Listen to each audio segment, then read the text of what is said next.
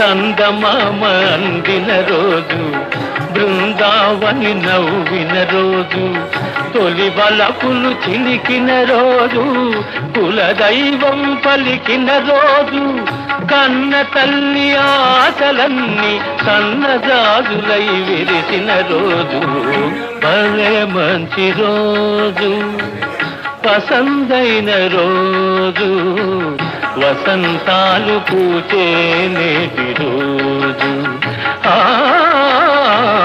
వసంతాలు పూచే నేటి రోజు.